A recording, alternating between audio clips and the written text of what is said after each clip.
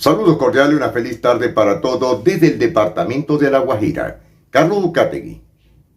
El Miura, la voz del Caribe colombiano para el programa Siempre Venezuela, Venezuela Siempre. Un saludo cordial ante todo a Alan Peralta, Nancy Pacheco y ese gran equipo de producción que a esta hora siguen muy pendientes de lo que está sucediendo en Venezuela, en Colombia y en el mundo. Bueno, este es un tema que he querido conversar desde hace ya un tiempo, pero era el momento. Ayer fue día de la radiodifusión en Venezuela. Hablar de la radio en Venezuela es hablar sobre esa cajita mágica, esa cajita de Pandora que daba sorpresa. La radio nació para educar, entretener, informar y estar pendiente. De la radio se ha hablado demasiado. De la radio, esa cajita mágica, como la indico, es la que ha dado las mejores noticias a todo nivel. Aún después de tantos años, con todo lo digital que pueda haber, lo visual, lo auditivo, la radio aún es la número uno en todos los aspectos. Llega hacia donde no puede entrar otros medios informativos, otros canales y otras redes sociales, la radio, sea por frecuencia modulada o cuando comenzó por la amplitud modulada. En Venezuela la radio se ha esparcido, la han desaparecido, han cerrado, han callado sus micrófonos y por supuesto han hecho objeto de expropiaciones, muchas cosas que hoy día esos grandes baluartes de la radio, hoy algunos ya no en este terreno de los vivos, sino en otro plano, han dejado huellas imborrables en toda Venezuela. Venezuela fue un campo donde la radiodifusión se dio a conocer en el estado Carabobo, después estuvo en la capital, Caracas, y de ahí en Maracaibo, en el occidente del país. Si hoy muchas de estas emisoras estuvieran al aire, como un ejemplo muy palpable sería Radio Calendario, con la frecuencia 1020 AM. Me sentiré siempre muy orgulloso porque siempre lo he dicho, fue mi universidad, fue mi posgrado, fue todo. Radio Calendario, la misma de siempre con su gente, con el nombre de la Gigante del Zulia, estuviera cumpliendo aproximadamente 90 años, donde estuvo el noticiero más antiguo del país. Se llamaba el Noticiero Mar Azul. Un noticiero que comenzaba a las 12 del mediodía hasta las 2 de la tarde, con más de 25 periodistas de todo nivel. No existía Radio Contact, no existía, por supuesto, el internet, pero todos llamaban de aquellos monederos que eran a 0.25, a 0.50, es decir, un medio, un real y un bolívar, para dar las noticias en vivo. Aún todavía muchos de ellos todavía están vivos.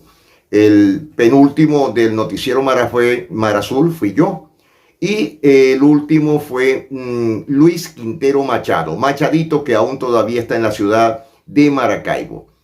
Pero redondeando todo esto, lo que quiero llegar con el día de la radiodifusión, ahí entran operadores, mantenimiento, los torreros, que mucha gente ni los toma en cuenta, son los que siempre están encima del transmisor y por supuesto de la antena. Son gente que elaboran 24 horas diarias en turnos. Pero el punto es que la radiodifusión en Venezuela hoy día simplemente es una historia, una leyenda, aquellos recuerdos como recordar es vivir.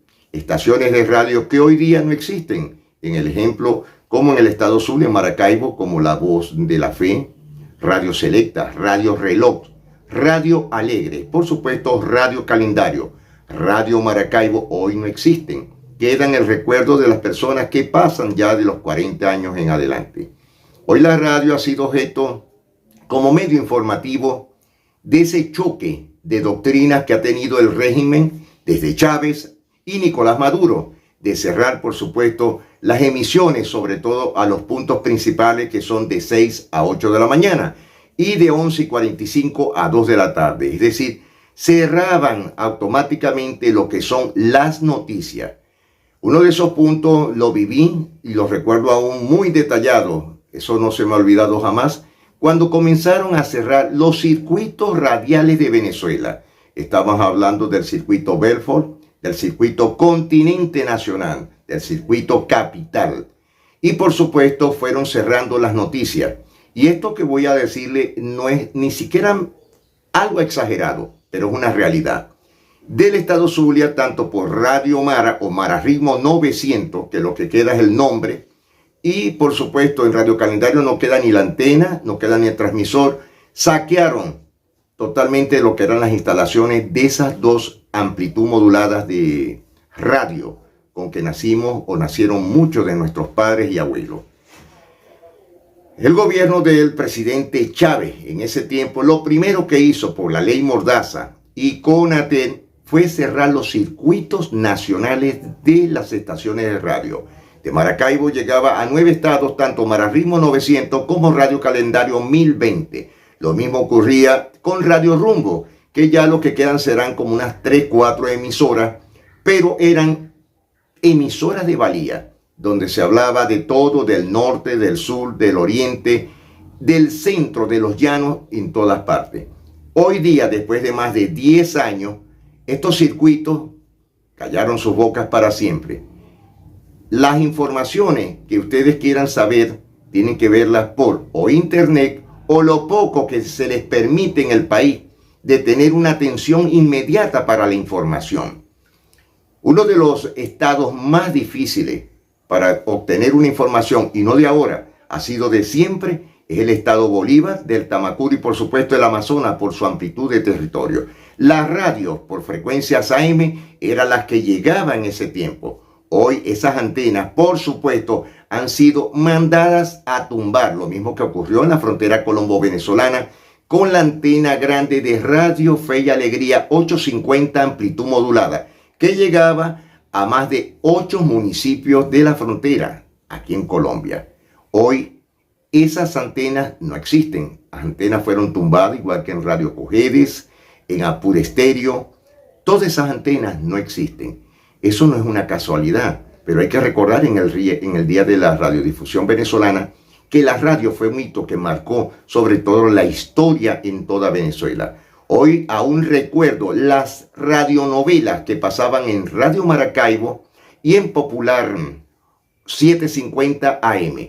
Eran muchas las personas que esperaban escuchar esa radionovela 9 de la mañana, 11 de la mañana, 2 de la tarde y 4 de la tarde. Series como Calimán, que aún todavía se escucha aquí en Colombia, pero las series como El Cisco Kid, El Llanero Solitario, esas series que pasan más de 70 años, eran las escuchadas por las amas de casa, por los niños, escuchar esas historias, porque era algo más plausible que llegar a la cinematoteca, que eran los cines pequeños que habían en principios de los años 50. Pero la radio seguía ahí, la radio la trataron de acabar cuando nació el cassette, después nació el Betamax, el Super Betamax y por supuesto el VHS. La radio aún continúa.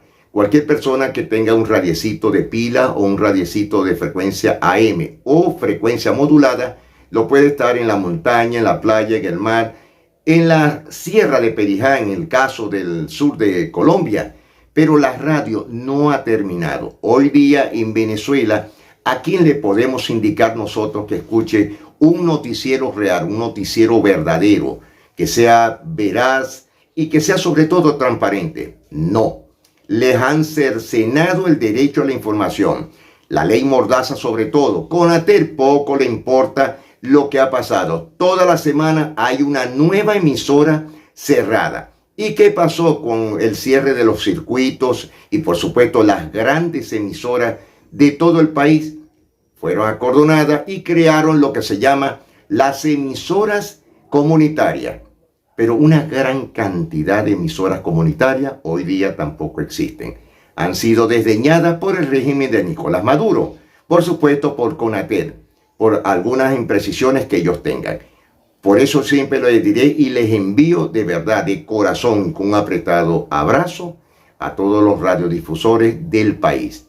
Que tengan mil bendiciones para ellos y que sigan hacia adelante, muy a pesar que sus sindicatos de radio, cine, televisión y afines están hoy día cerrados totalmente por miedo a que les hagan algo. Son las sedes muertas del país. Bueno, señores, nos estamos despidiendo hasta ahora. Carlos Ucategui, el Miura, la voz del Caribe colombiano, para el programa Siempre Venezuela, Venezuela siempre. Mis bendiciones para todos.